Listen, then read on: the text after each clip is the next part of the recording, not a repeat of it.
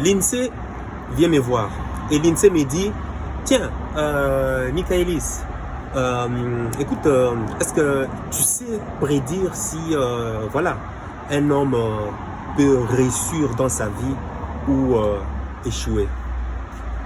Ah, l'INSEE, ces temps-ci n'arrête pas de faire des tapages.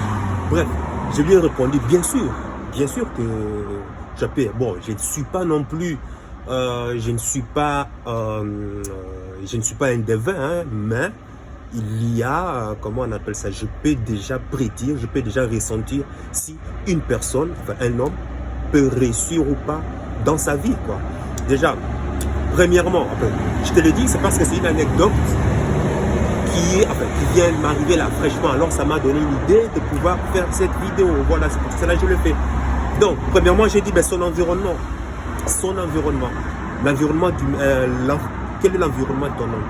Quelles sont les personnes qui sont en train de composer quotidiennement le quotidien de ton homme en question? Tu sais, j'ai toujours l'habitude de dire qu'il y a trois sortes de personnes. Est-ce que les gens qui t'entourent, enfin, trois sortes de personnes, donc je vais dire qu'il y a les esprits faibles, les petits esprits. En général, ce sont des gens, en général, quand tu les fréquentes, en général, regarde bien, ces personnes ne parlent toujours que des gens, des individus. Oh, regarde, cette fille a fait ceci. Oh, regarde cette fille.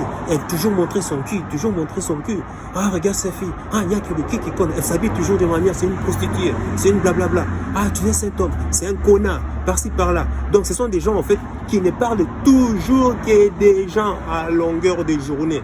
Bref, c'est ça qu'on appelle les petits esprits. Et pourquoi? Ben, écoute, pourquoi est-ce que ces gens sont comme ça? Ben, écoute, déjà, je sais pas. Et si je détaille le pourquoi, au fait, ça va, la vidéo sera longue. Et puis, deuxièmement, il y a les esprits moyens. Et les esprits moyens, en général, ce sont ces personnes. Ouais. Et les esprits moyens, ce sont ces personnes qui parle toujours du futur, hein, des circonstances, des événements en fait, mais qui ne peuvent pas maîtriser en fait. Tu vois, en général, ce sont des gens qui se plaignent toujours de l'actualité. Oh, c'est la crise. Oh, c'est ceci. Oh, c'est cela. Oh, patati patata. Oh, regarde, c'est à cause, comment on appelle ça? C'est à cause du gouvernement. C'est à cause des miche-machin.